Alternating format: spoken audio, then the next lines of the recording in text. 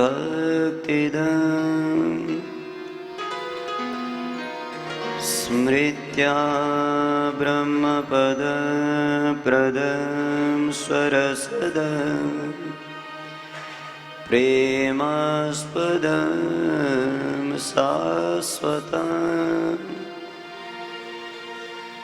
मेघश्यामशरीरमच्युतपदं पीताम्बरं सुन्दरम् श्रीकृष्णं सततं व्रजामि शरणं कायेन वाचा धियम् राधा साध्यं साधनं यस्य राधा मंत्रो राधा मंत्रधात्री च राधा सर्वं राधा जीवनं यस्य राधा राधा राधा वाचि किं तस्य शेषम्। बोल भक्तवत्सल भगवान की जय हो। लक्ष्मी नारायण भगवान की जय। बांके बिहारी लाल की जय। श्रीमद् भागवत महापुराण की जय। परम मंगलमय परात्पर करुणा वरुणालय वांछा कल्पतरु भगवान बांके बिहारी की प्रत्यक्ष वांग्मय मूर्ति श्रीमद् भागवत का यह सप्तम दिवस भगवान बांके बिहारी की असीम अनुकंपा से आयोजन कर रहे प्रिय यजमान परिवार, आपके इस यज्ञ को निर्विघ्नतया समाप्ति की ओर ले जाकर के आज सप्तम दिवस तक पहुंचाने में अथाह भगवत आराधना कर रहे विप्र मंडली गुरुदेव, श्रीमद् भागवत की भागीरथी में संगीत की अवगाहित धारा को प्रवाहित करने में सहयोग कर रही प्रिय संगीत मंडली एवं भगवत कथा रस रसिक होकर के भगवान के इस धराधाम पर बांके बिहारी की बह रही कथा पर गोता लगाने के लिए आई हुई प्रिय ममतामयी माताओं और भावमय पिताओं को यह दास कोटि कोटि नमन करता है। आइए प्यारे, भगवान के देदीप्यमान लीलाओं का श्रवण करते हैं। आज कथा का अंतिम दिवस है। देखिए, लग रहा है हमारी मुलाकात कल ही हुई है, लेकिन 7 दिन चले गए। भगवान की कथा का चमत्कार यही है और भगवान है इसका एहसास भी यही है। एक अखबार हम एक बार पढ़ लिए तो उसे जीवन में दोबारा कभी पढ़ना नहीं चाहते और पढ़ते ही नहीं, और कथम कदाचित पढ़ भी ले तो आनंद नहीं आता है। लेकिन भगवान की ये कथा ऐसी दिव्य है जिसे रोज सुने, चाहे दिन के 10 बार सुने, वही कृष्ण है, वही लीला है, फिर भी नई नई प्रतीत होती है। भगवान होने का एहसास यही है। आइए, आज लीलाएं बहुत हैं, समय कम है, इसलिए लीलाओं को जो है हम ध्यान से श्रवण करेंगे। विस्तार न भी हो तो संक्षेप में श्रवण करेंगे। देखिए, कथाओं के 2 नियम होते हैं। पाठ प्रेम से यानी नियम से होता है, कथा जो है प्रेम से होती है। व्यास का कर्तव्य है कि कथा कहने पर भी ऐसा नहीं कि एक ही श्लोक में 7 दिन बिताएं अथवा बाह्य वार्तालाप करें। कोशिश करनी चाहिए कि भागवत का अक्षरशः रस कहें, संभव न हो तो अध्याय का रस कहें। जितना संभव हो सके प्रसंगों को न छोड़ें, ये प्रयत्न होना चाहिए। इसलिए यदि छूट भी जाए तो उसकी निर्विघ्नता तो पाठ से ही होती है।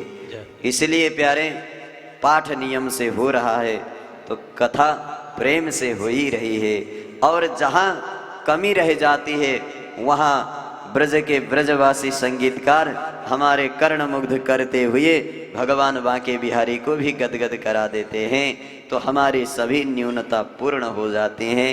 आइए भगवान का नाम संकीर्तन करते हुए आज की भागवत के 10वें स्कंध में, कल आपने श्रवण किया कि भगवान का प्रथम विवाह भीष्मक की पुत्री माता भगवती रुक्मिणी से हुआ, और आज भगवान के बाकी 16,107 ब्याह होने हैं। आइए उन ब्याह को करते हुए भगवान ने किस पर कैसी कृपा की, जरासंध आदि राक्षस प्रवृत्ति का कैसे अंत किया, और अंतिम समय में भगवान ने जाते जाते उद्धव से क्या कहा, और भागवत के अंतिम समय में सुखदेव स्वामी ने परीक्षित से क्या बात बता करके भागवत की विदाई यानी अपनी विदाई की और परीक्षित मोक्ष किया, इसका क्या सारांश है श्रवण करेंगे। आइए नाम संकीर्तन के साथ कथा में प्रवेश करते हैं। बोल भक्तवत्सल भगवान की जय। केशव माधव हे देवा मधुसूदन, केशव माधव हे देवा मधुसूदन, केशव माधव हे देवा मधुसूदन, केशव माधव हे देवा मधुसूदन, हे देवा मधुसूदन, हे देवा मधुसूदन, हे देवा मधुसूदन, हे देवा मधुसूदन, हे देवा मधुसूदन, हे देवा मधुसूदन, केशव माधव हे देवा मधुसूदन, केशव माधव हे देवा मधुसूदन। बोल मधुसूदन भगवान की। आसीत् सत्राजितः सूर्यो भक्तस्य परमसखा,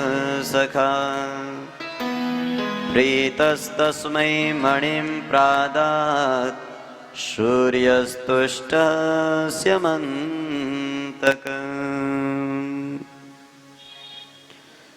भगवान के अन्य विवाहों पर चर्चा करते हैं। आइए भगवान का विवाह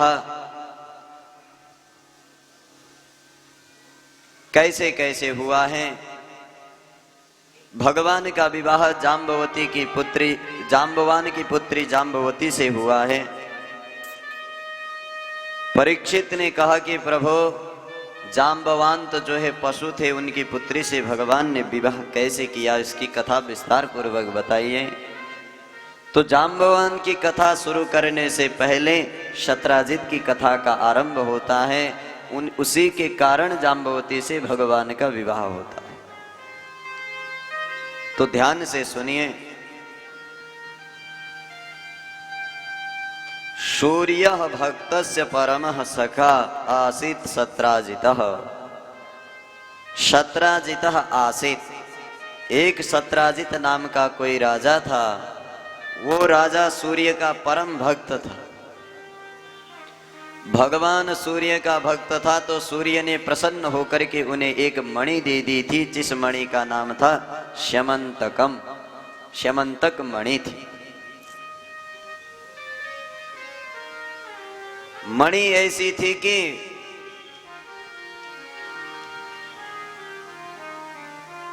मान लीजिए हमारे हिसाब की कोई गणित नहीं है कि टनों स्वर्ण वर्षा कर देती थी प्रतिदिन। इतने भयंकर दिव्यमान मणि को सत्राजित ने पाया और एक दिन सत्राजित उस मणि को गले में डाल करके द्वारका की ओर चले। तो जैसे द्वारिका की ओर चले मणि लेकर के, तो बालकों ने देखा कि कोई चमकता हुआ आ रहा है। ध्यान से देखा कि सूर्य के समान तेज है। बालक लोग जाकर के कन्हैया से कहने लगे, कन्हैया आज हमारे द्वारिका में सूर्य नारायण आए हैं। भगवान ने कहा कि सूर्य तो आए नहीं होंगे, लेकिन क्या है, देखा कि सत्राजित आ रहा है। सूर्य नहीं, सूर्य के भक्त आ रहे हैं। बालकों को समझाया, देखो बच्चों, ये सूर्य नहीं है, ये सूर्य नारायण के भक्त हैं। सूर्य द्वारा प्रदत्त मणि को धारण करके आए हैं, इसलिए सूर्यवत लग रहे हैं। सभी बालकों ने कहा कि प्रभु यदि ऐसा है तो इस मणि को हम रख लेते हैं। भगवान ने कहा यदि दे दें तो रख लेंगे, चिंता मत करो। सत्राजित आए और सत्राजित से कहा कि हे सत्राजित, आप अपनी मणि को हमें प्रदान कर दो। सत्राजित ने कहा कि मैं मणि दे नहीं सकता हूं, भले इससे जितना सोना आता है उस सोना को आप ले सकते हैं। भगवान ने कहा स्वर्ण हमें चाहिए नहीं, हमें आवश्यकता है मणि की। इस मणि को जो है आप दे नहीं रहे हो तो हमें स्वर्ण से कोई लेना नहीं है। सत्राजित ने जब मणि नहीं दिया, मणि वापस लेकर के गए। नेक दुखी हुए बच्चे, क्योंकि मणि नहीं मिली। परंतु एक दिन ऐसा हुआ कि सत्राजित मणि ले जाकर के गया तो सही, लेकिन एक दिन उसका छोटा भाई प्रसेन जो है जंगल में शिकार खेलने के लिए गया। जंगल में जाते जाते एक शेर से भिड़ंत हुई और शेर ने जो है प्रसेन को खत्म कर दिया। और जहां प्रसेन मरे वह मणि वहीं गिर गई थी। उस मणि को जो है जाम्बवान की पुत्री छोटी सी जाम्बवती ने देखा। तो भालू का ये दृश्य है, जो चीज चमकती है उसके प्रति आकर्षित रहता है, इसलिए उसने उस मणि को अपने गुफा में लेकर के चले गए। जब लेकर के गए जाम्बवान तो उसकी पुत्री खेलने लगी। परंतु अब इधर क्या हुआ सुनिए जरा। सत्राजित कहने लगा कि मेरी मणि कन्हैया ने चुरा दी, क्योंकि मांग रहे थे, मैंने दिया नहीं और उन्होंने उस मणि को चुरा लिया।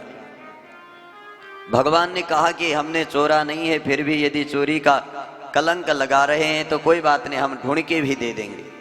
कोई झूठा कलंक लगाए तो सही, भगवान उसका मनोकामना, उसकी मनोरथ जो भी रहती है उस संपूर्ण कर देते हैं। भगवान मणि को ढूंढने निकले, मणि कहीं नहीं मिली। अचानक एक गुफे से एक चमकती हुई तेज दिखाई दिया, प्रकाशमय ज्योति दिखाई दी। तो भगवान उसके अंदर प्रवेश किए। अन्य द्वारिकावासी भी भगवान के साथ थे। भगवान ने कहा तुम लोग अंदर न जाओ, बाहर बैठे रहो, मैं जरा देख के आता हूं क्या स्थिति है। अंदर गए तो जाम्बवान की पुत्री जाम्बवती खेल रही थी मणि के साथ। भगवान ने मणि लेना चाहा, लेकिन मणि मिली नहीं। अंदर से जाम्बवंत आए और जो है जाम्बवान ने जैसे ही भगवान को देखा, युद्ध प्रारंभ हुआ। 12 दिन तक युद्ध चला। भगवान बाहर नहीं आए तो बाहर बैठे ग्वाल बालों ने सोचा कि 12 दिन हो गए, भगवान लौट करके आए नहीं, तो इसका मतलब भगवान हैं या नहीं है इसका कोई विश्वास नहीं। वापस लौट करके चले गए। 12 दिन में भी भगवान बाहर नहीं आए तो विश्वास हो गया वसुदेव आदि को कि अब कन्हैया शायद रहा नहीं। गर्गाचार्य जी के आदेश पर मां भगवती जगत जननी दुर्गा माता का अनुष्ठान किया और जैसे ही 9 दिन पूर्ण हुए, वैसे ही 9 दिन नहीं हुए, कुछ ही दिन हुए थे, सो ही वहां भगवान ने जाम्बवंत के ऊपर विजय पा ली। और जैसे ही जाम्बवान हार गए, हारते ही कहने लगे प्रभु आज आपने जो है मेरे साथ इतना लंबा युद्ध किया कि 28 दिन युद्ध चला, और इतना बड़ा युद्ध चला, अंतिम में हार गए। तो कहने लगे, समझ गया प्रभु, रामा अवतार का बदला आज लिया लगता है आपने। प्रभु आपके साथ मैंने युद्ध किया है, तो आपको क्या दे करके मनाऊं? भगवान ने कहा, तुम खुश रहो, हम मान जाएंगे। उन्होंने कहा, ऐसा नहीं होगा प्रभु, मेरी बेटी है, इस बेटी से ब्याह कर लो और हमारा रिश्ता बन जाएगा, तो आप सबसे पवित्र नाते में रह जाएंगे, आप हमारे दामाद बन जाइए। भगवान ने कहा कि होगा क्या भाई, अब इसको तो ले तो जाए, लेकिन द्वारकावासी क्या कहेंगे? भगवान लेकर के गए, साथ में मणि को लेकर के गए और गदगद हो गए जाम्बवान। जैसे ही जाम्बवती को लेकर के गए, द्वारिका पहुंचते ही ऐसी किंवदंती है, भागवत में नहीं है, लोग कहते हैं कि भगवान जैसे ही जाम्बवती को ले जाकर के पहुंचे द्वारका में, तो भाई जाम्बवती तो कौन थी? जंगल की पशु योनि की कन्या थी। तो भाई उसे कैसे मनुष्य रूप में प्रकट किया जाए? तो संत लोग कहते हैं कि जैसे ही भगवान द्वारका पहुंचे तो बाहर से ही रुक्मिणी को आवाज लगाया कि अरे देवी, मैं आज कोई तुमसे सुंदरी लेकर के आया हूं। रुक्मिणी ने सोचा कि मेरे से सुंदर लाए हैं, तो सपत्नी संभवम दुखम, देवी भागवत में भी स्पष्ट लिखा है कि लक्ष्मी को पता चल गया कि मुझसे सुंदर आई है, तो सपत्नी यानी सौत का दुख तो मरण से भी बढ़कर के है। इसलिए मरणात् अतिरिच्यते, मरण से भी बढ़कर के, इसलिए सपत्नी संभवम दुखम, सपत्नी का दुख ठीक नहीं है। और मुझसे सुंदर होगी तो भगवान उससे प्रेम अधिक करेंगे, मुझसे कम करेंगे। क्या किया जाए? यदि अंदर न लाने दो फिर भी तो भगवान की आज्ञा का उल्लंघन होगा, तो क्या करें? तुरंत रुक्मिणी अंदर से कहती है, प्रभु इस द्वारिका में रुक्मिणी से सुंदर तो कोई नहीं है और कोई नहीं होगा, लेकिन रुक्मिणी के बराबर हो चल जाएगा, कोई बात नहीं, ये मेरा श्राप है, कह दिया। भगवान गदगद है गए, जाम्बवती रुक्मिणी के स्वरूप में आ गए। सो ही भगवान ने द्वितीय विवाह संपन्न किया जाम्बवती के साथ। अब भगवान मणि को लौटाने के लिए शत्राजित के पास गए। शत्राजित से कहा कि आपने जो है हमें बेकार में कलंक लगा दिया, लो अपनी मणि पकड़ो। शत्राजित इतने लज्जित हुए कि राम राम, मैंने जो है भगवान को कोई आरोप लगाया है, किस प्रकार मनाऊं? अंतिम में लज्जित होकर के अपनी बेटी को शत्राजित ने भी दे दिया। भगवान ने कहा कोई बात नहीं, यदि नाता बनाना चाहते हो तो हम स्वीकार करते हैं। मणि तो दे दिया शत्राजित को ही, और कन्या लेकर के आए भगवान। ये भगवान का तीसरा विवाह है। पुनः भगवान ने कालिंदी नदी से विवाह किया है, यानी यमुना महारानी से। एक दिन यमुना श्रीधाम वृंदावन में तपस्या कर रही थी, तो अचानक भगवान अर्जुन युधिष्ठिर के साथ आ पहुंचे। और जैसे ही भगवान ने पांडव से कहा कि जाओ पुत्रों, ये स्त्री क्यों तपस्या कर रही है, तो उस स्त्री ने कहा कि विष्णु वरेण्यम वरदम तपः परमास्थिता, मैं भगवान विष्णु को वर बनाने के लिए बैठी हूँ, यदि भगवान वर बनने को तैयार हैं तो बुलाओ, वरना तुम दोनों यहाँ से चले जाओ। नान्यम पतिम वृणे वीर, हे वीर पांडव, मैं अन्य किसी को पति बनाने वाले नहीं हूँ। किसे छोड़ करके? तम श्री निकेतनम ऋते, उस श्री निकेतन को छोड़ करके और किसी को वर्ण करने वाले नहीं हूँ, तुम यहाँ से चले जाओ। इशारा कर दिया भगवान को। भगवान ने कहा 3 घर में है, एक और हो जाएगा, क्या बिगड़ जाएगा, 4 हो जाएंगे। चौथा विवाह भगवती कालिंदी से हुआ। पुनः भगवान ने 5वां विवाह मित्रविंदा से किया। शर्त थी राजा की, उसी शर्त में जो है इन्होंने जीत करके लाए। 6ठा विवाह नागनजिती के साथ हुआ। इसमें यह शर्त थी कि भयंकर भयानक बैल का जो है अपहरण करना था, उन्हें अपने बस में लाना था। ये भगवान कृष्ण कर पाए, और भगवान ने इस प्रकार 6ठा विवाह भी किया। इसी प्रकार श्रुतकीर्ति के साथ विवाह हुआ 7वां। श्रुतकीर्ति के बाद भद्रा के साथ यानी लक्ष्मणा के साथ भी भगवान का विवाह हुआ। ये भगवान के 8 मुख्य विवाह हैं परीक्षित। अन्यासेवं विधा भार्या कृष्णस्यासन सहस्त्रशः। यहाँ 16,000 नहीं लिखा है, सहस्त्रशः हजारों है, यानी कृष्ण से आसन सहस्त्रशः। कृष्ण की हजारों अन्य भी रानियां थी परीक्षित। परीक्षित ने कहा प्रभु तब 8 ही क्यों बता रहे हो, 8 बताई दिए हो तो वो भी बता दो, क्या दिक्कत है। परीक्षित भी मोह में पड़ गए लगता है, नहीं भगवान के ब्याह की चर्चा सुन रहे हैं नहीं, लेकिन परीक्षित मोह में नहीं है, परीक्षित तो भगवान की लीला में रमण कर रहे हैं। आहा, वो पूर्ण ब्रह्म होकर के भी दुनिया को दिखाने के लिए क्या लीला कर रहा।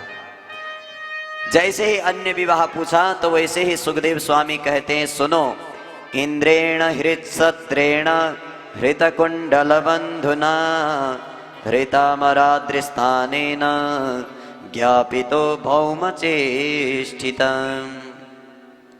एक भौम माने कोई असुर प्रवृत्ति का व्यक्ति था जिसका नाम ही, तो भौमासुर राजा था। उसने एक दिन स्वर्ग में जाने का विचार किया और स्वर्ग में गया और इंद्र के कान में कुंडल थे, दोनों कुंडलों को छीन करके अपने कानों में धारण करके अपने राज्य में आया। इंद्र बड़ा परेशान हो गया, भगवान से विनती लगाई। भगवान ने कहा चिंता मत करो, तुम्हें किसी ने लूटा है तो उसे हम भी लूट लेंगे, चिंता मत करो। लूटने वाले को सब लूट लेते हैं, नहीं कोई किसी को लूटता है, कोई किसी को लूटता है, इसलिए लूटने की प्रवृत्ति ठीक नहीं है। किसी से हम लूटेंगे हमें कोई और लूटेगा। भगवान ने कहा चिंता न करो इंद्र। जैसे ही ज्ञापिता जान गए भगवान भौमासुर ने ऐसा किया, तो भगवान एक दिन भौमासुर के पास पहुंचे। भौमासुर से भगवान का युद्ध हुआ, भौमासुर का जो है अंत कर दिया भगवान ने। जब अंत हुआ तो भौमासुर ने जो है अपने कारागार में 16,100 कन्याओं को रखा था जेल में, यानी जो भी स्त्रियां थी उसका काम ही ये था कि कोई भी नगर में स्त्री हो तो उन्हें कारागार में डाल देना, उसका नियम था। इतना बड़ा पापी था। तो जब भौमासुर चला गया परीक्षित, तब उसके कारागार से बंधन से 16,100 रानियां निकली। भगवान ने कहा अब तुम बंधन से मुक्त हो गए हो, अपने अपने घर चली जाओ। उन स्त्रियों ने एक स्वर में कहा प्रभो भूयात् पतिरयं मह्यं धाता तदनुमोदताम् इति सर्वः पृथक् कृष्णे भावेन हृदयं ददु। आहा, परीक्षित जी क्या इंगित कर रहे हैं, भावेन हृदयं ददु। गोपियों ने क्या कहा, भूयात् पति अयम मह्यम। अरे प्रभु आपने कहा भूयात् अयम, ये हमारा पति हो और कोई नहीं। क्यों प्रभु, हम घर से निकली हुई हैं, पराये पुरुष के घर में कारागार में रही हुई हैं, और हम यदि यहाँ से चुपचाप चली जाएं तो लोग भी हमारा क्या करेगा, उल्हाना करेगा, और जो है हमारे घर के परिवार जन भी स्वीकार नहीं करेंगे। जब दुनिया छोड़ देती है तो प्रभु उसे स्वीकार कर लेते हैं। इसलिए प्रभु अयम पति भूयात्, यही हमारा पति हो। कृष्ण ने कहा अयम पति भूयात्, यही हमारा पति हो। भगवान ने कहा कि यदि भावेन हृदयम दधो इते सर्वः पृथक् कृष्णे। सब ने जब देखा कि भगवान प्रसन्न हैं तो भावेन हृदयम ददो, हृदय से ही हृदय दे दिया। देखिए आह, प्रेम ये होता है, माने अपने हृदय से गोपियों का, जो स्त्रियों का हृदय गदगद भगवान ने करा दिया। और जो ही भगवान ने कहा कोई बात नहीं, 8 वहां हैं, 16,100 थप हो जाएंगे, वो भी कोई बात नहीं। भगवान ने स्वीकार किया और जो है उन्हें तो कहा तुम चली जाओ द्वारका, और कह देना दुल्हा बाद में आ रहे हैं। भाई एक ही दुल्हे के साथ तो दुल्हा बेचारे पीछे रहते हैं, दुल्ही आगे रहती है। नहीं, 16,100 रानियां हैं, तो भगवान ने सोचा इतनों के साथ तो तुरंत जाऊंगा तो पता नहीं क्या घबला होगा, 2-4 दिन रुक के जाता। उनको भेज दिया। भगवान इंद्र के कुंडल जो छिना था उन कुंडल को ले जाकर के स्वर्ग गए। स्वर्ग जाते समय देखिए कोई न कोई पत्नी जिद्दी भी होती है। भगवान की एक पत्नी इतनी जिद्दी थी कि वो उनके साथ जाम्बवती जो है खूब जिद्दी थी, तो उनके साथ वो भी स्वर्ग गई। वो भगवान का पीछा नहीं छोड़ते। कन्हैया तू जहाँ जाता है ब्याह करके आता है, इसलिए मैं तो तेरे साथ ही रहूंगी। लेकिन रोक नहीं पाई, कहीं भी रहती साथ में ही है। गई जैसे स्वर्ग में ये भी, तो भगवान ने कहा तुम बगीचा में बैठी रहो, मैं कुंडल लेके आता हूँ। जैसे ही बगीचा में बैठी थी वैसे ही तुरंत सोचने लगी ठंडा पानी आ जाए, तुरंत पानी आ गया। हरे राम राम, तुरंत फल सोचने लगी, फल आ गया। आश्चर्य में पड़ गई। भगवान आए तो देवी क्यों चिंतित हो? कहने लगी पतिदेव ये तो कुछ गजब है रहे, क्या हो गया? अरे जो सोच रहे हो वो मिल रहा है। भगवान ने ऊपर देखो, कहा ऊपर देखा तो इस वृक्ष का फल है देवी। पतिदेव ये फल कौन सा वृक्ष है जो ऐसा फल जो चाहो वो दे देता है? बोले इसका नाम कल्प वृक्ष है। कल्प कहते हैं सोच को, वृक्ष कहते हैं पेड़ को। जैसा सोचो जैसा मांगो वही मिल जाता है देवी। ये स्वर्ग का पारिजात वृक्ष है।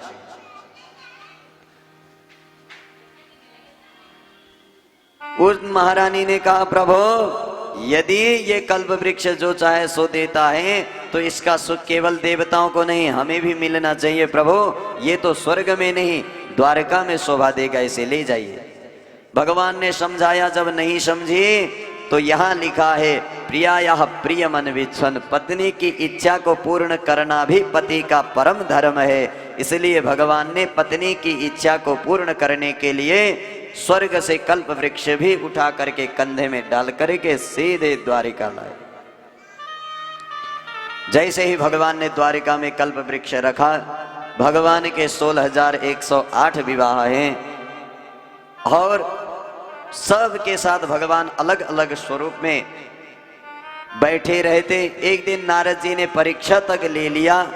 तो भगवान की जो परीक्षा लेता है, भला भगवान दुनिया की परीक्षा लेते हैं। नारद जी जैसे ही परीक्षा लेने पहुंचे, भगवान और आश्चर्य में पाड़ दिया भगवान ने कि जहां नारद जाते वहीं दर्शन दे दिया। अंतिम में नारद जी को यही पता नहीं चला कि असली कृष्ण कौन सा है और किसे प्रणाम करें। अंतिम में जो स्वरूप सामने आया उसी को प्रणाम किया। भगवान ने कहा नारद गृहस्थी धर्म की ज्यादा परीक्षा मत लिया करो, तुम ब्रह्मचारी हो, ठीक ठाक रहो, जाओ प्रेम से रहो। भगवान ने नारद जी की भी विदाई की। एकैकशस्ताः कृष्णस्य पुत्रान् दश दशावलाः अजी जनन नन नव मान पितुः सर्वात्म संपदा। परीक्षित, भगवान का जो है परिवार बहुत बड़ा था। एक रानी से 10 पुत्र थे, तो 16,108 इंटू 10 कर दीजिए कितने बेटे होंगे, और उतने ही बेटे से और 10 गुणा कर दीजिए। एक बेटे के 10 पोते थे, तो 16,108 इंटू 10, और उसमें भी जो आंसर आएगा इंटू 10 कर दीजिएगा, उतने पोते थे भगवान के। और मान लीजिए भगवान का इतना बड़ा परिवार था कि मान लीजिए कि 33 कोटि का लगभग भगवान का परिवार था। विशाल भगवान का परिवार। इस प्रकार से परीक्षित भगवान अपने परिवार के साथ नित्य निरंतर आनंद के साथ रहा करते। परंतु एक दिन भगवान ने सोचा कि परिवार बहुत बड़ा है, इनको शिक्षा देना भी जरूरी है। तो भगवान ने कहा कि इन्हें शिक्षा देते हैं, जरा देखिए सुनिए।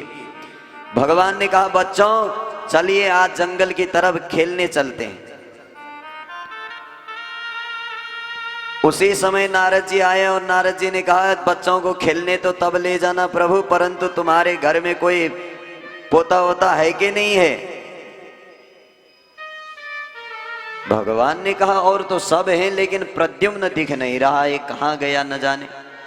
ओहो, बाणासुर के घर जेल की हवा खा रहा है। भगवान ने यात्रा स्थगित की। और जो है प्रद्युम्न को बचाने के लिए गए। सुखदेव स्वामी कहते हैं, परीक्षित, कथा इस प्रकार है कि बाणासुर की एक पुत्री थी उषा। उसको एक दिन जो है स्वप्न हुआ, स्वप्न में उसने प्रद्युम्न को देखा। अब प्रद्युम्न को देखा तो किस प्रकार से प्रद्युम्न को पाए समझ नहीं पाई।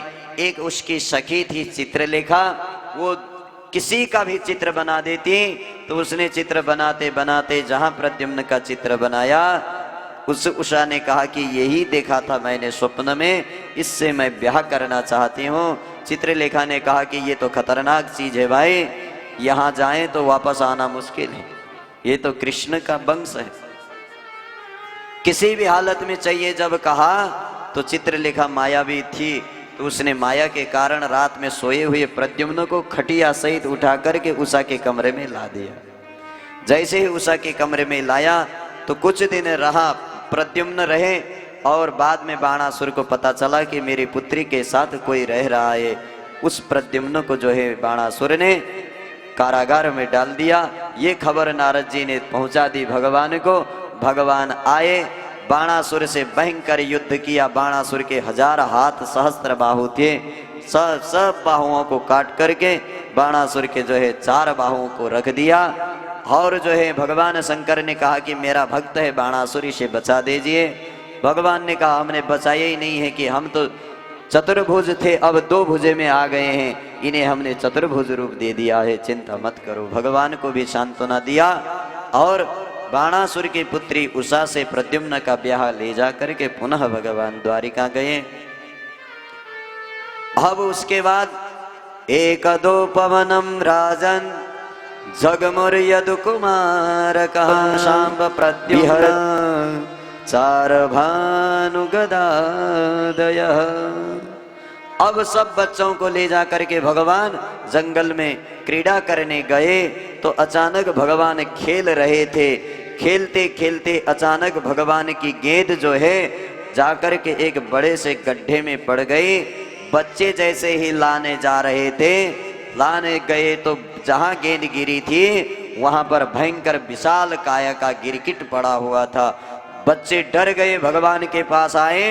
भगवान ने जैसे ही आकर के चरण स्पर्श किया, वह गिरगिट दिव्य पुरुष के रूप में आ गया। और भगवान ने कहा कि अरे राम राम, तुम इतने दिव्य पुरुष बन रखे हो, कौन हो बताओ। जैसे ही भगवान ने कहा कौन हो, उस दिव्यमान पुरुष ने कहा प्रभो नृगो नाम नरेंद्रो हम इक्ष्वाकु तनयः प्रभो। मैं इक्ष्वाकु वंश में उत्पन्न नरेंद्र, आहा विशेषण देखिए, नरेशु इंद्र नरेंद्र, मैं नरेंद्र, नरेंद्रो अहम इक्ष्वाकु तनयः, मैं नरेंद्र हूं। भगवान ने कहा कौन नरेंद्र, सब नरेंद्र ही हैं। नहीं बहुत राजा हुए, तुम कौन से राजा हो? तो नृगो नाम नरेंद्रो हम, नृग नाम का राजा हूं प्रभु मैं। भगवान ने देखा कि बड़ा अहंकारी दिखा रहा है ये। अच्छा तुम राजा जब नृग हो तो राजा होकर के भी इस पशु योनि में कैसे आ गए भाई? नृग कहता है प्रभु दानी स्वाख्यायमानेषु यदि ते कर्णम अस्पृशम, तुम्हारे कानों में कभी दानियों का नाम स्पर्श हुआ होगा तो तेसु आख्यामानेषु, उन कहने वाले नामों में से नृग भी पड़ा होगा कभी। भगवान ने कहा मेरे कान में कभी नहीं पड़ा भाई। क्या दान दिया तुमने? दानी व्यक्ति की तो दिव्य गति होती है, तुम इस दुर्गति पर क्यों पड़े हो? प्रभु मैं गौ माता का दान करता था। दान किसे देते थे?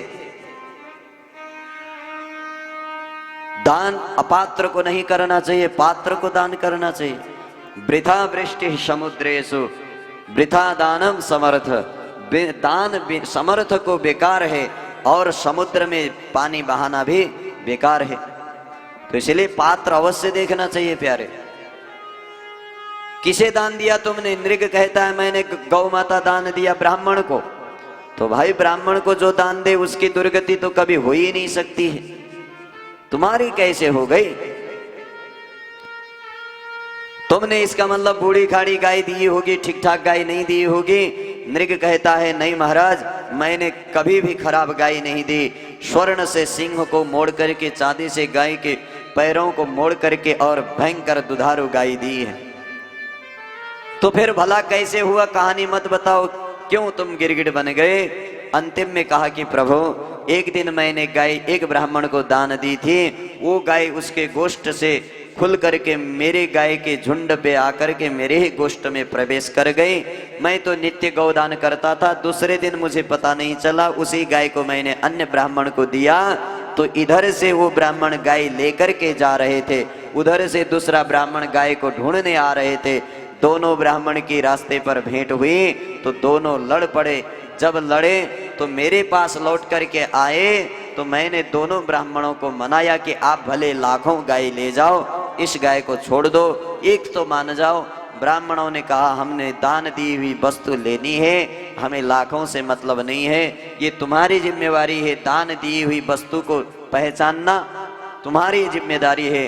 तुम अपने दान दी हुई वस्तु को भी जानते नहीं हो तो इसका मतलब तुम दान के अधिकारी नहीं हो। इतना कहा और नाराज होकर के चली गई।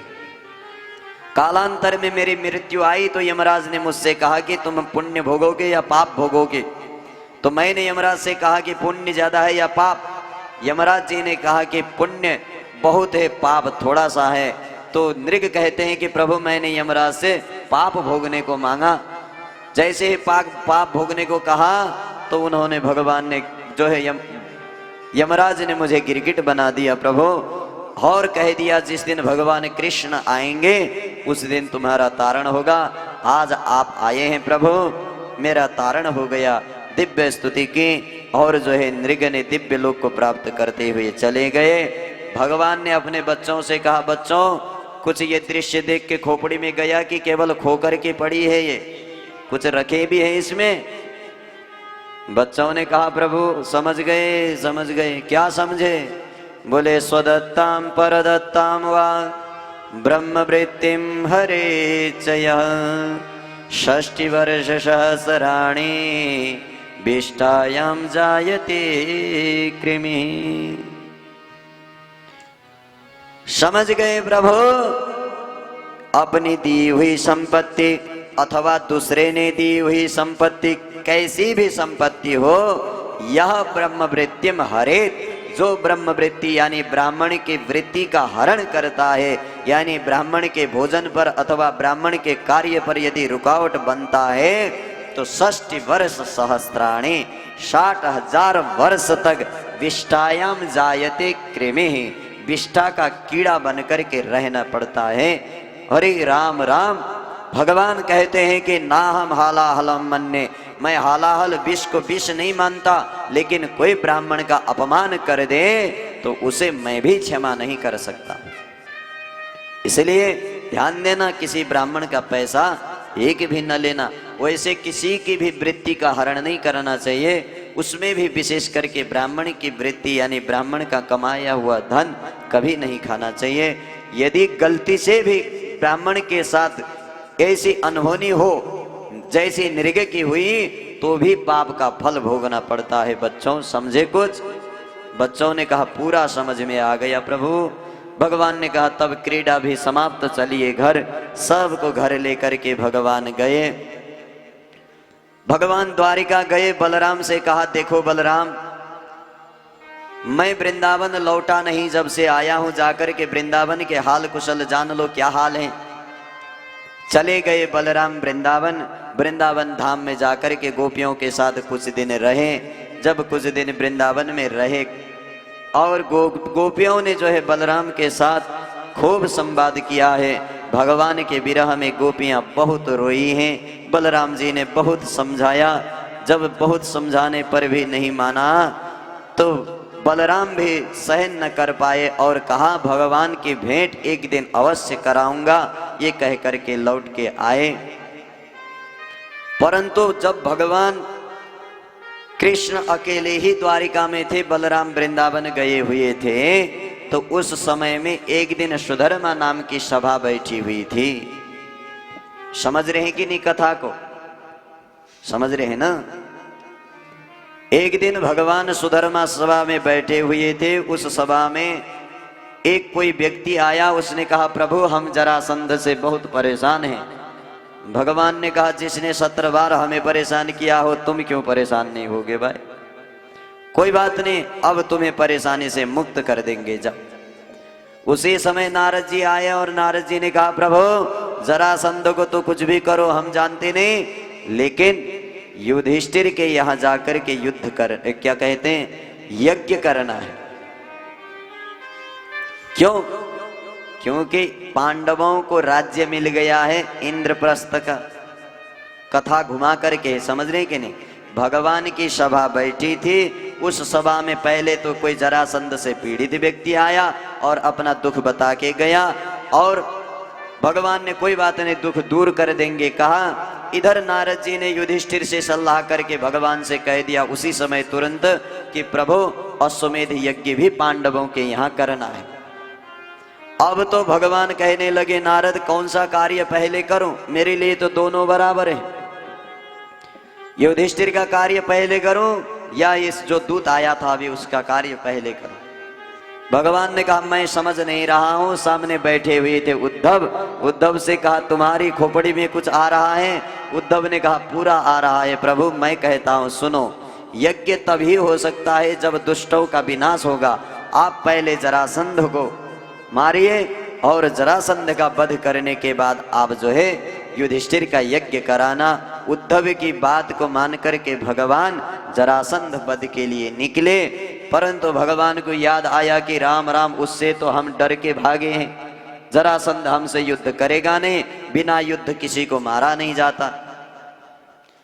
भगवान ने कहा तब पांडवों को बुलाते हैं। पांडवों को बुलाया और जो है भगवान ने कहा कि देखो, और नकुल सहदेव युधिष्ठिर तो ये सच्चे पक्के हैं, परंतु एक भीम है जो कहो सो मान जाता है, और अर्जुन न भी माने तो भगवान जबरदस्ती मना देते हैं। तो भगवान ने कहा कि तुम दोनों तो बन जाओ ब्राह्मण, मैं भी बन जाता हूं ब्राह्मण, तीनों बन जाएंगे तीन देव, चलते हैं जरासंध के घर भिक्षा मांगने। तीनों ब्राह्मण का वेश धारण करके गए जरासंध के घर में। ब्रह्म वेश धरो गत्वा तम भिक्षेत ब्रिकोदरः। ब्रिकोदर यानी भीम सहित को लेकर के भगवान ब्राह्मण का वेश धारण दरवाजे पर गए और जरासंध से कहने लगे अरे अरे जरासंध तुम्हारे घर ब्राह्मण आए हैं, नेक भिक्षा दोगे? जरासंध कहते हैं जिन ब्राह्मणों की कृपा से कृष्ण पर मैंने विजय पाया था उन ब्राह्मणों को मैं खाली हाथ कभी लौटाना नहीं चाहता हूं। मांगो क्या चाहते हो? आप कहो तो मैं सर काट के भी दे सकता हूं, इसलिए जो चाहते हो मांग लो। तन्नः प्रयत्स भद्रम ते यद वयम कामयामहे। भगवान ने कहा कि हम वो नहीं, सर नहीं मांग रहे, तत् नः प्रयत्स, जो हमें चाहिए वो दो। जरासंध कहते हैं प्रभु अवश्य दूंगा, बताइए। ददामि भिक्षितम तेभ्य आत्मानम अपि दुस्त्यजम। जो कि मेरे लिए कितना भी दुस्त्यज यानी कठिन हो फिर भी मैं आपको खाली हाथ नहीं भेजूंगा। मांगिए ब्राह्मण क्या चाहते हैं? भगवान ने कहा युद्धम नो देहि राजेंद्र द्वंद्वसो यदि मन्यसे युद्धार्थिनो भयं प्राप्ता राजन्या नान्यकांक्षिणः। न अन्यकांक्षिणः, हम अन्य चीज की इच्छा नहीं कर रहे हैं। क्या कर रहे हैं? युद्धार्थिनः भयं प्राप्ता, युद्ध के लिए हम आए हैं, इसलिए हे राजेंद्र नो युद्धम देहि, हमको युद्ध भिक्षा के रूप में दो। जैसे भिक्षा में युद्ध को मांगा समझ गए जरासंध, हो ये तो वही रणछोर है जो मेरी डर से भागा था। कहने लगे कि तूने छल लिया रे छलिया कन्हैया, परंतु अब सुनो, मैंने यदि देने की बात कही है तो मैं अवश्य दूंगा, लेकिन युद्ध तेरे साथ करने वाला नहीं। भगवान ने कहा क्यों डर रहे हो भाई हमसे? उन्होंने कहा हम तुमसे नहीं डर रहे, तुम हमसे डर रहे हो। तुमसे लड़ो लड़ो और अंतिम में भाग जाओ तो क्या फायदा है ऐसे योद्धाओं से लड़के? तो क्या करें? तू तो रणछोर है, मेरी डर से भाग गया और उस भागे हुए योद्धा से मैं दोबारा युद्ध नहीं करता। भगवान ने कहा तो इस अर्जुन से कर लो, ये तो बड़ा धनुषधारी है। जरासंध कहता है मैं गदा का योद्धा, ये धनुर्धर, हम दोनों का युद्ध ही नहीं मिलता, इसके साथ भी युद्ध करने वाला नहीं हूं। ओह ठीक ठीक, ये भीम भी आया है तो मेरा युद्ध इसके साथ जमेगा। भगवान ने कहा तो फिर जमाओ, चलो रंगमंच में। रंगमंच में गए जरासंध और भीम को ले जाकर के भगवान। जैसे ही युद्ध चला, 27 दिन तक युद्ध चला। 26वें दिन में जैसे ही भीम इतने मार खा रहे थे जरासंध के, भीम ने कहा कन्हैया अब युद्ध तुम ही करो, हमें युद्ध करना नहीं है। भगवान ने कहा मेरी शरण में शुरू में आते तो इतनी मार न खानी पड़ती, आज आए हो तो उपाय बताता हूं, सुनो। जरासंध यथा नाम तथा गुण है, जैसा नाम वैसा ही उनका गुण है। एक दिन एक किसी जरा यानी स्त्री ने 2 बच्चों के काया शरीर को जोड़ दिया था और वही पुनः प्राणधारी बनकर के जरासंध बन गए थे। यानी किसी ने बच्चे को फाड़ के फेंक दिया और ये मरे नहीं, वो देव की शक्ति इतनी भयंकर थी। तो कोई बुढ़िया आई और उसे जॉइंट कर दिया, तो इनका नाम ही क्या हो गया, जरासंध हो गया। ये बात भगवान जानते थे कि और कहीं कुछ भी मारो जरासंध मरने वाला नहीं है, इन्हें तो फाड़ के ही फेंकना पड़ेगा। भीम को समझा दिया, भीम समझ गए, लेकिन युद्ध भूमि में जाते ही सब भूल गए, पुनः मार खाने लगे। भाग करके आ रहे थे तो भगवान ने यहाँ देखो भाई कहा। जैसे भीम ने देखा सब भूल गए थे। भगवान ने एक पत्ता लिया, उस पत्ता को बीच से जो है फाड़ा और एक इधर और एक इधर फेंक दिया और भीम समझ गए ऐसा ही करना है। उठाए जो है जरासंध की जंघाएं और भीम ने जो है जोर से खींचा और धड़ाम से फाड़ दिया और एक इधर एक उधर फेंका और जरासंध का प्राणांत हुआ।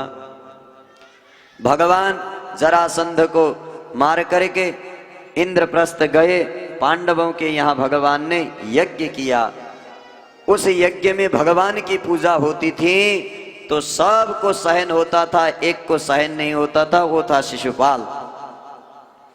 शिशुपाल का लक्ष्य था कि डेली 100 गाली कृष्ण को देनी है तब खाना हजम होना है।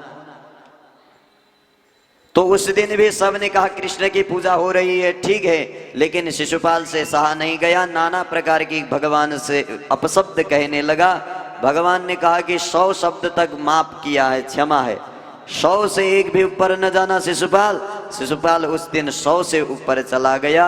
भगवान का सुदर्शन चक्र आया और शिशुपाल का अंत हुआ। कालांतर में जो है कुछ दिन बाद पांडवों का यज्ञ समाप्त हुआ। यज्ञ समाप्त होने पर सब संतुष्ट हुए परीक्षित, परंतु एक व्यक्ति असंतुष्ट हुआ, उसका नाम था सुयोधन। जो सुयोधन बाद में दुर्योधन बना, उसका नाम इस यज्ञ से पहले सुयोधन है। देखिए जरा, यह सुष्टु धन सुयोधन, धृतराष्ट्र के लिए बहुत अच्छा धन ही जो था वो है सुयोधन, जो बन गया भगवान के लिए दुर्योधन, इसलिए उसका नाम ही रह गया दुर्योधन। पहले नाम सुयोधन है यहाँ। तो दुर्योधन जो है अत्यंत असंतुष्ट था। परीक्षित ने कहा कि गुरुदेव सब संतुष्ट हुए तो दुर्योधन क्यों असंतुष्ट रहा?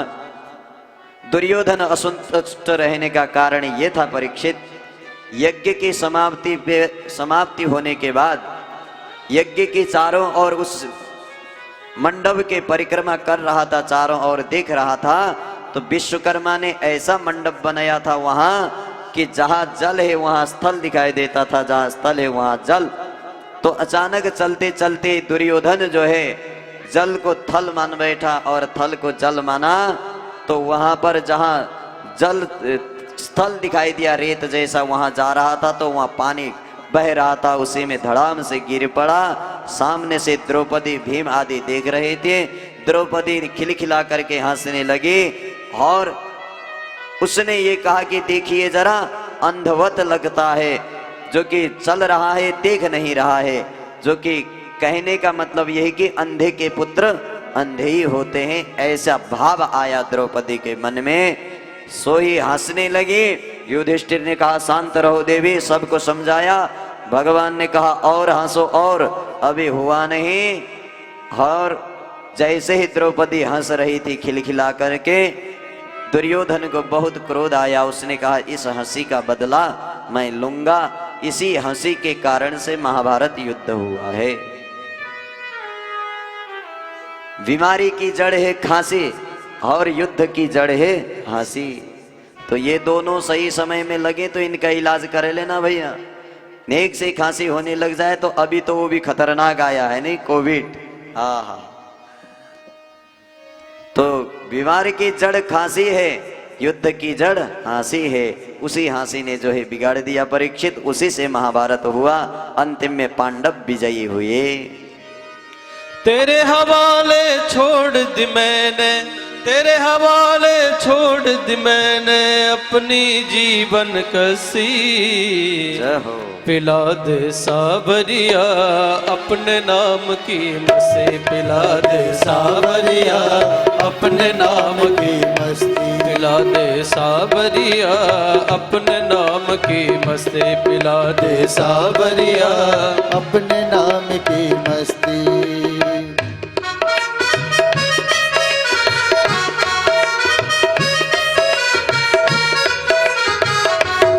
श्री राधे। जय हो।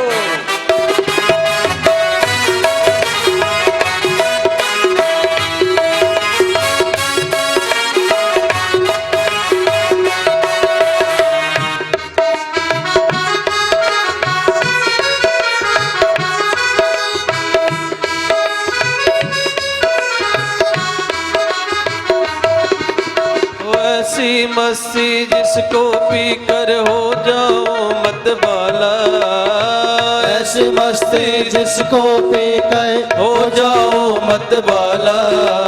मुख से निकले नाम हरि का हृदय से नंद लाला, मुख से निकले नाम हरि का हृदय से नंद लाला।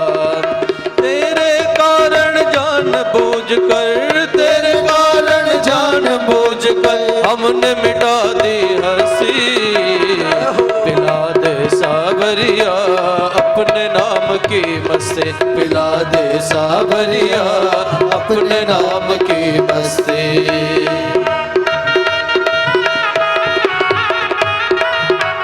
वृंदावन बिहारी लाल की जय हो।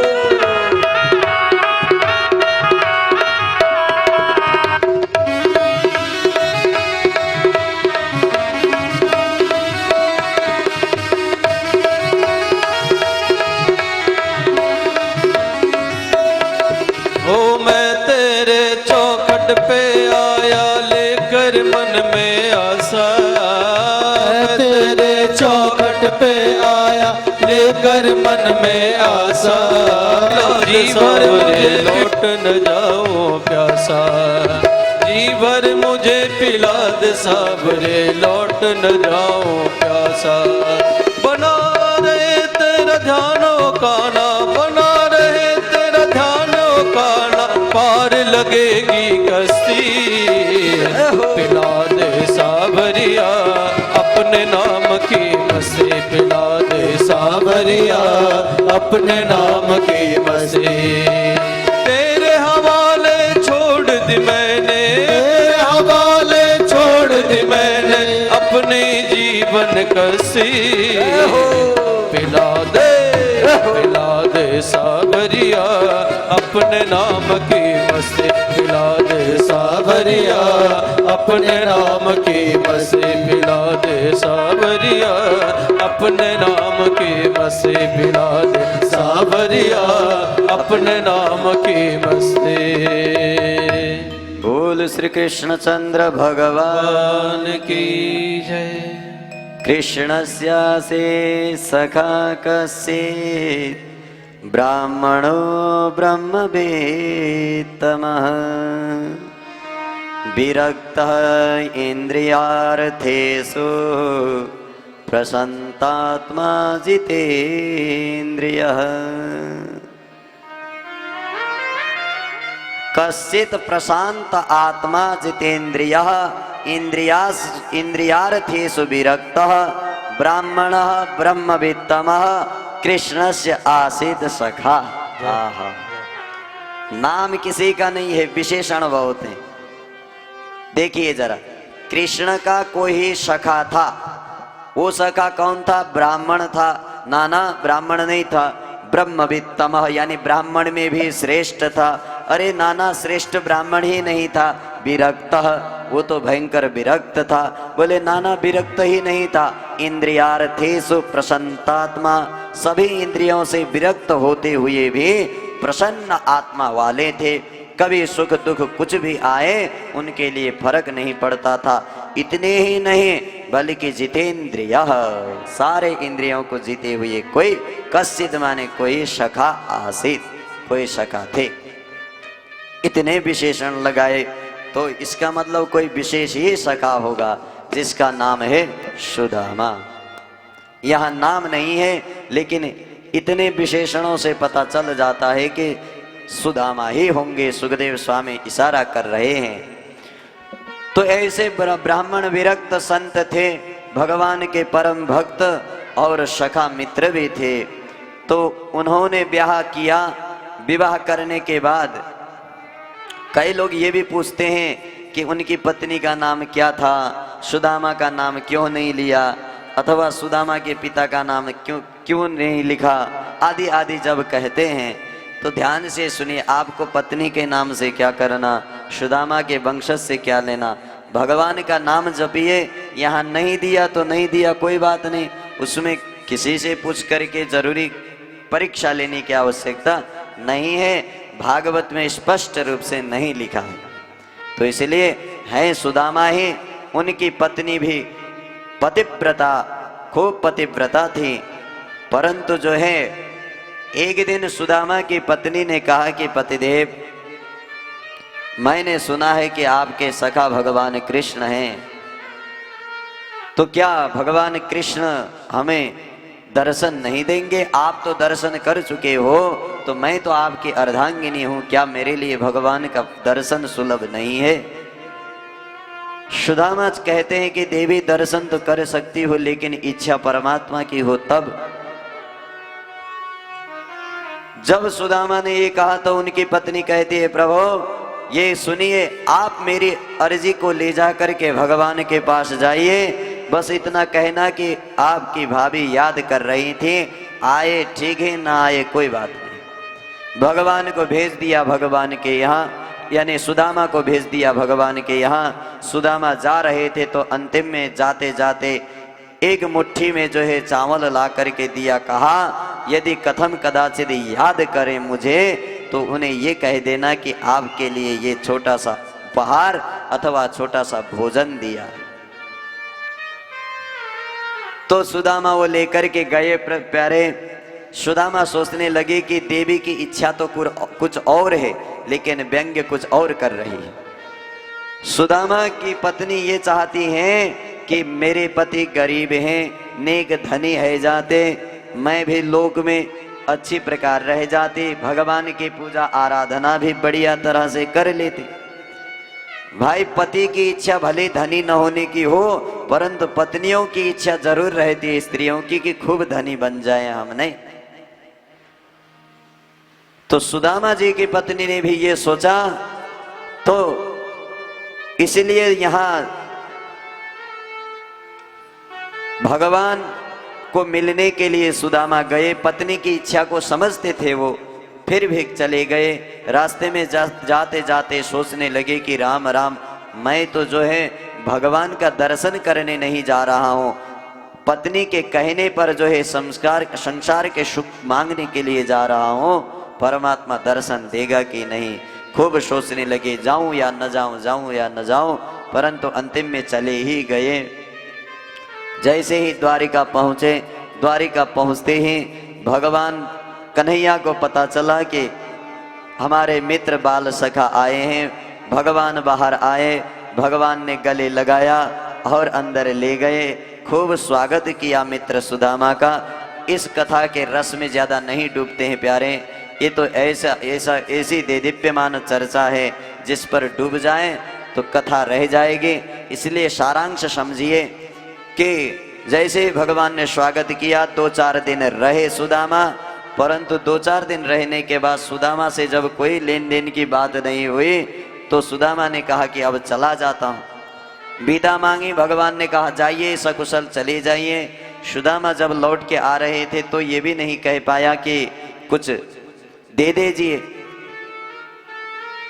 भगवान ने जो है सुदामा का ले गया हुआ चावल तो खा गए थे और अपने परिवार को भी दे दिया था, लेकिन सुदामा अब आते समय कुछ नहीं, खाली हाथ आ रहे हैं। मार्ग में सोचने लगे कि परमात्मा भी न जाने कैसा है, कुछ तो दे देता या कुछ कही क्यों न देता, लेकिन कहा कुछ नहीं, न कुछ दिया। यदि मैं मांगूं तो परमात्मा क्या पता नाराज हो जाएं। चुपचाप आने लगे, फिर भी लौट करके पीछे देखते हैं भगवान कोई मतलब नहीं रखते, परंतु सुदामा चुपचाप आए। मार्ग में सोच रहे थे कि अब पत्नी को क्या कहूंगा, वो तो यही कहेगी, वो बात को समझेगी नहीं। देखा तुम्हारा मित्र कन्हैया होकर के भी खाली हाथ आना पड़ा ना। तुम जिस कन्हैया को मित्र मित्र कहा करते उसने कुछ नहीं दिया ना। अरे परमात्मा मेरे लिए ना देते वो तो बहुत अच्छा था, लेकिन उसका विश्वास हट जाएगा भगवान से, ये कैसे पूर्ण होगा। ये सोचते सोचते आ रहे थे। आते आते दिव्य नगरी में पहुंचे। दिव्य नगरी में पहुंचते समय अपने ही स्वरूप को भूल गए, मैं कैसा था और अब कैसा हूं। अपनी पत्नी को पहचान नहीं पाए। सामने खड़ी हुई देवी को देखा तो पहचाने नहीं, लेकिन उन देवी ने पहचान लिया। पीछे भगवान खड़े थे। सुदामा ने कहा मैं तेरे द्वार एक पग चलता हूं, तू जो है मेरे घर मुझसे पहले 4 कदम चल कर के आया है परमात्मा। मैं सोचता था दिया नहीं, लेकिन तू तो दे कर के भी चला गया। धन्य है प्रभु।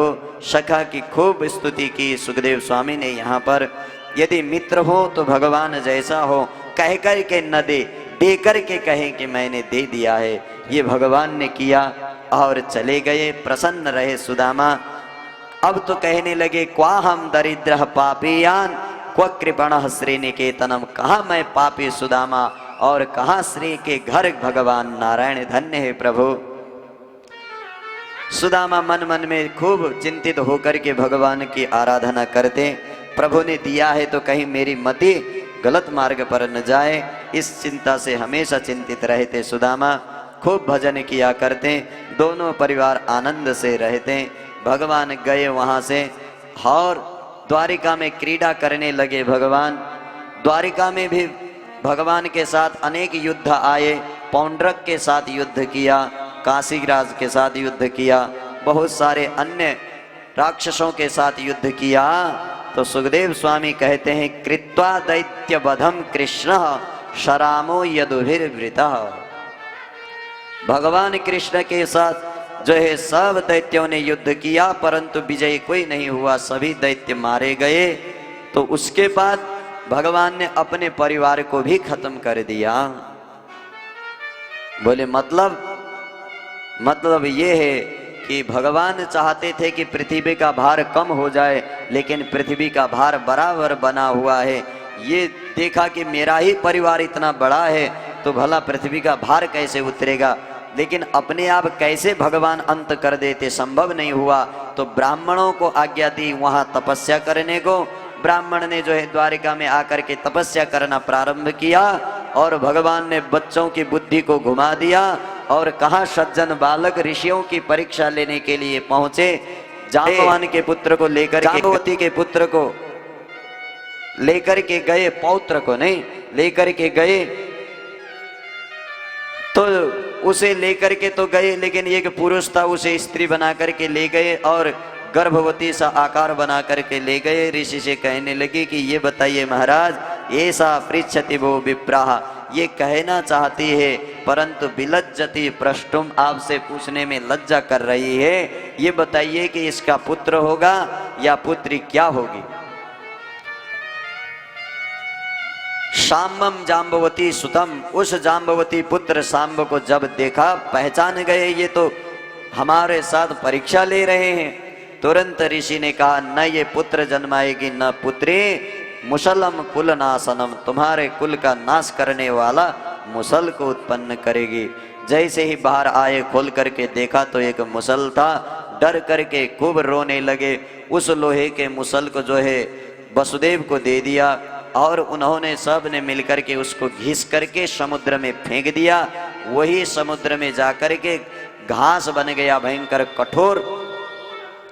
भगवान ने सबको बारुणी नाम की मदिरा पिलाई एक दिन और सब उन्मत्त हुए और सब लोग उसी प्रवास क्षेत्र में गए जहां उस धनुष को घोट करके फेंका हुआ घास उमड़ा हुआ था। उसी घास पर जो है सब युद्ध करने लगे और आपस में सब ने युद्ध करते हुए द्वारिकावासी का अंत हुआ। परीक्षित भगवान अकेले ही रहे। अकेले ही भगवान जब अपने धाम को जा रहे थे तो उसी टाइम उद्धव से भेंट हुई।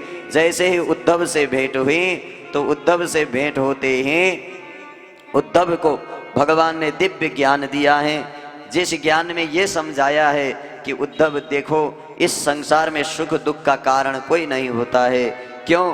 क्योंकि जब अपना ही अपने को खत्म कर देते हैं तो दूसरे को कैसे दोष दे। उद्धव, किसी को दोष न देना। अरे कभी कभी अपने ही दांत अपनी ही जिह्वा को काट देते हैं तो हम न तो दांत को तोड़ पाते हैं न तो जिह्वा को ही कुछ कर पाते हैं। यदि अपने ही पैर से कभी ठोकर लग के खुद ही गिर जाएं तो न पैर को तोड़ सकते हैं न कुछ कर सकते हैं। इसलिए जिस प्रकार यद अंगम, अपने ही अंग अपना हनन करते हैं तो हम दूसरे का कोई कुछ नहीं करते, क्योंकि दुख सुख का कारण कोई नहीं होता है। सब अपना ही अंग भी दुख सुख बना सकता है। इसलिए संसार में कुछ नहीं है उद्धव, केवल जाकर के भगवान, मुझ भगवान का आराधना करो। बद्र विशाल में जाओ कहा और उद्धव वहां से सब छोड़ करेंगे चले गए बद्री विशालपुरी में। भगवान ने धराधाम को उसी दिन छोड़ दिया। इतने में ही एकादश स्कंध को प्रणाम। आइए द्वादश स्कंध में प्रवेश करते हैं।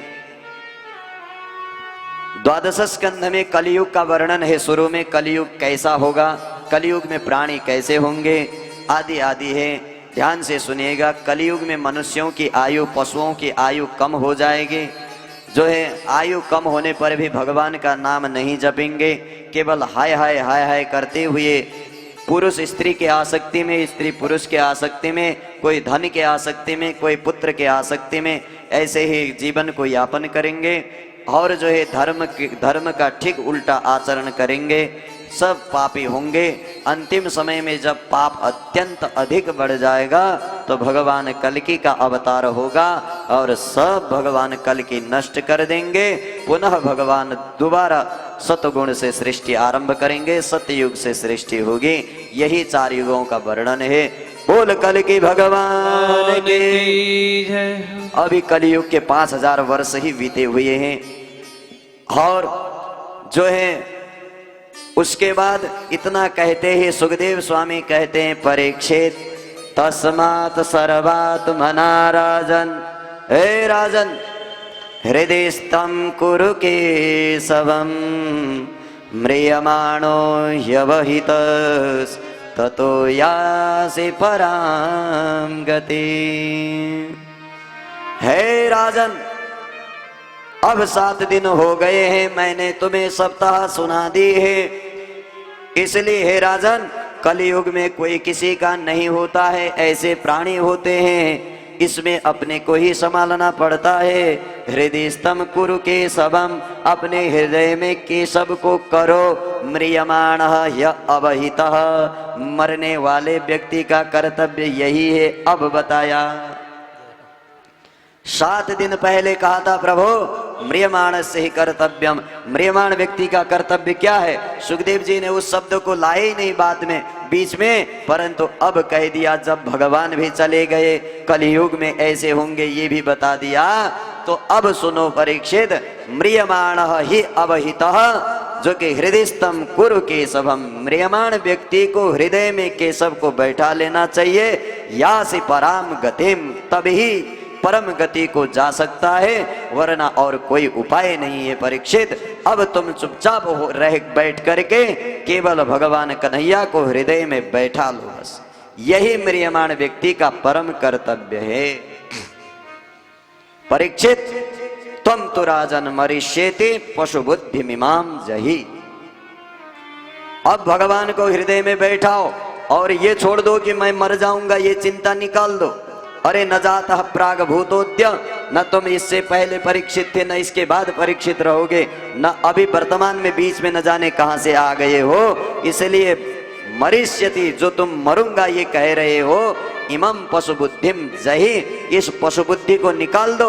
अरे जिस दिन जन्म हुआ है उसी दिन हमारे खाते पर लिख दिया गया है कि एक दिन तो मरेगा ही मरेगा। तो भाई ये पशु बुद्धि क्यों ले रहे हो?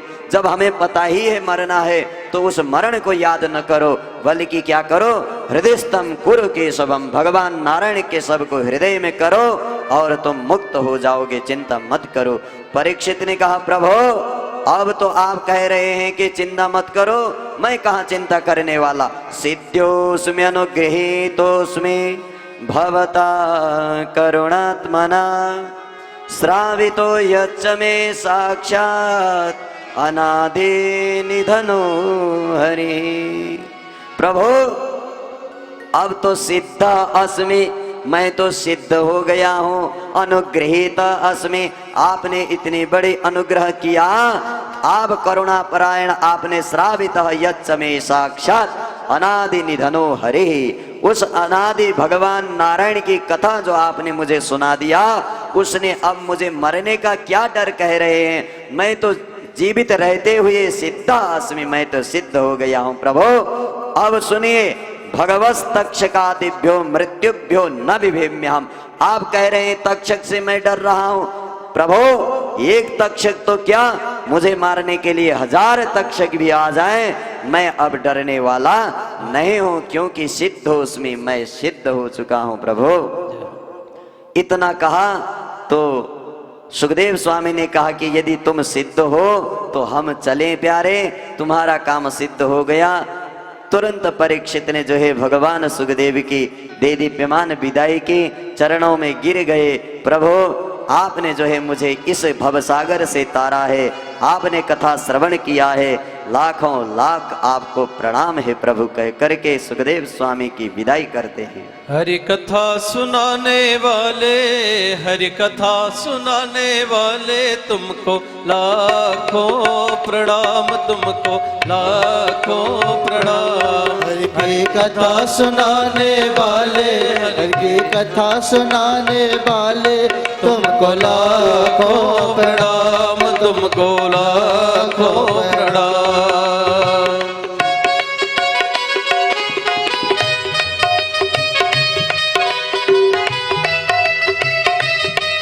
प्रेम से सुखदेव जी की विदाई कीजिए। आहा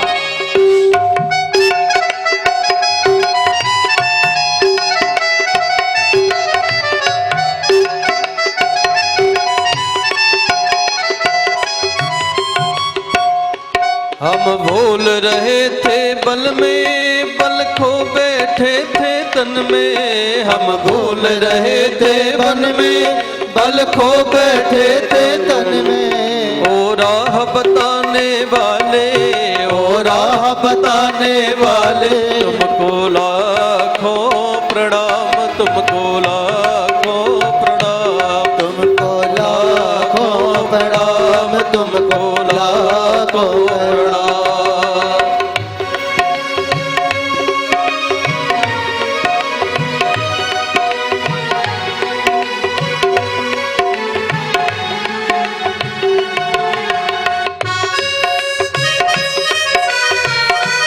सुखदेव भगवान की जय हो, सतगुरुदेव भगवान की जय हो।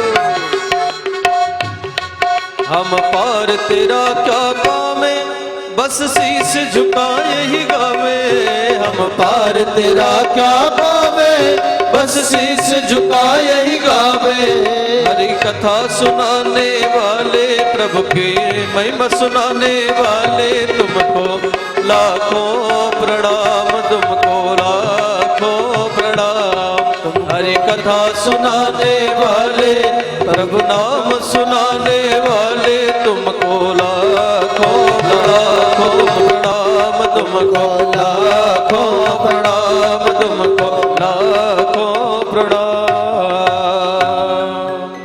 सुखदेव महाराज की जय हो। सुखदेव स्वामी की परीक्षित ने विदाई की। परीक्षित बैठ गए गंगा माँ के किनारे। तक्षक आया। तक्षक आते समय मार्ग में कश्यप ऋषि ने रोक दिया, परंतु कश्यप जी ने सोचा कि रोकना ठीक नहीं है। जब आने दिया पुनः तक्षक आया। तक्षक आकर के जैसे ही परीक्षित के शरीर को डसा, तुरंत शरीर भस्म हो गया। परीक्षित तो उससे पहले ही भगवान में लीन हो चुके थे। हे शौनकादि 88,000 ऋषियों, यहाँ तक की कथा मैंने आपसे सुनाया। 7 दिन में भागवत सुनकर के राजा परीक्षित भगवत धाम को प्राप्त हुए। शौनकादि 88,000 ऋषियों ने कहा कि प्रभु नेक माया का वर्णन कर दीजिए। माया का वर्णन करते हुए सूत जी महाराज ने जो है वर्णन किया है कि मार्कंडेय ऋषि के चरित्र को वर्णन किया है कि भगवान ने जो है मार्कंडेय ऋषि को माया का दर्शन कराया और माया का दर्शन कराते हुए करारविंदे न पदारविंदम का दर्शन कराया। यानी एक वृक्ष के पेड़ में भगवान बैठ करके नन्हे से बालक हो हैं, वो हाथ रूपी कमल से पैर रूपी कमल को पकड़ करके मुख रूपी कमल से अपने ही अंगुष्ठ रूपी कमल को चूस रहे थे। यही करारविंदे न पदारविंदम इसका अर्थ है। यही भागवत में मार्कंडेय ऋषि का जो प्रसंग है उसका सारांश है। अंतिम में कहा सूत जी महाराज ने कि देखिए शौनकादि 88,000 ऋषियों, अब भगवान के चरण में प्रेम करना न छोड़ना और जीवन जैसे ही जहाँ भी चले बस चलते समय फिरते समय किसी भी समय में भगवान को मत भूलना। इतना कह करके सत्यम परम धीमहि उस परम सत्य को नमस्कार है कहा। और नाम संकीर्तनम यस्य सर्व पाप प्रणाशनम, जो भगवान कृष्ण का नाम संकीर्तन लेता है उसके सारे पाप संताप नष्ट हो जाते हैं। इसलिए लीजिए जरा हरये नमः हरये नमः हरये नमः। भगवान हरि का नाम जो लेता है सब पाप नष्ट हो जाते हैं। प्यारे आप यजमान परिवार के ऊपर बांके बिहारी की कृपा सदैव बनी रहे, ये कहते अपनी वाणी को विराम करता हूँ। बोल भक्तवत्सल भगवान की जय। बोले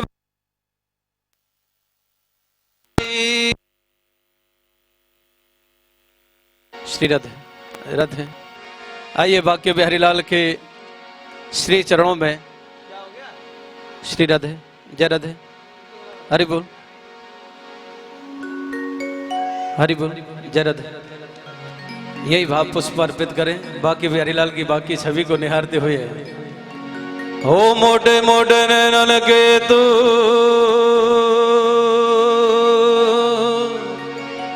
हो मीठे मीठे वैनन के तुम सावली सलोनी सूरत के तू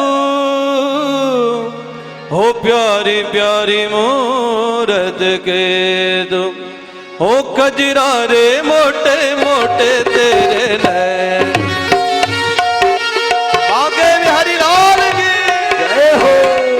प्रेम से ताली से करते हुए कजरा रे मोटे मोटे तेरे नैन। ओ नजर ना लग जाए हाय हाय हाय, नजर ना लग जाए हाय हाय हाय, नजर ना लग जाए बांके बिहारी कजरा रे मोटे मोटे तेरे नैन।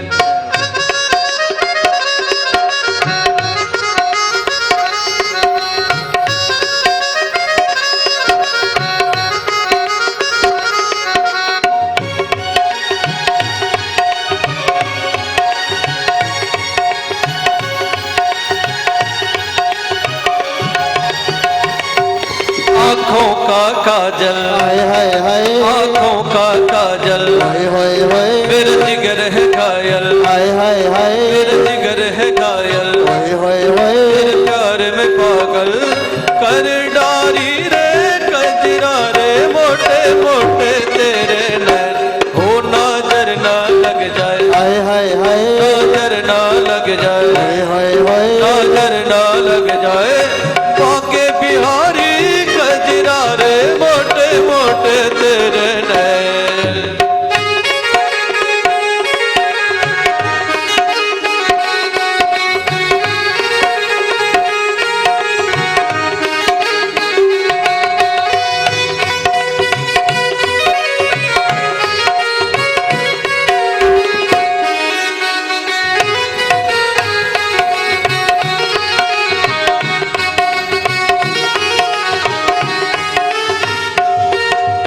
काजल की कोरे हाय हाय हाय काजल की कोरे हाय हाय हाय मेरा जिगर मरोरे हाय हाय हाय मेरा जिगर मरोरे हाय हाय हाय रस में बोरे मैं तो बारी रे कजरा रे मोटे मोटे तेरे नैन हो नजर ना लग जाए हाय हाय हाय नजर ना लग जाए हाय हाय हाय नजर ना लग जाए बाके बिहारी कजरा रे मोटे मोटे तेरे नैन। भागवत भगवान की जय हो बाके बिहारी लाल की जय हो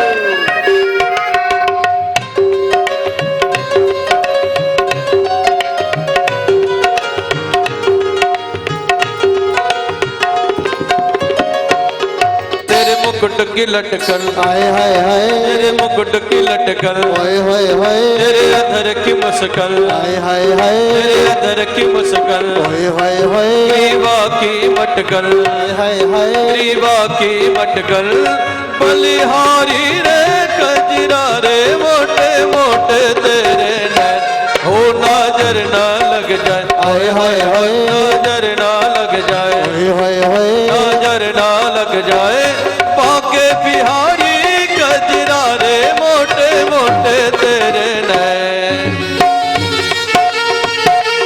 आगे बिहारी लाल की जय हो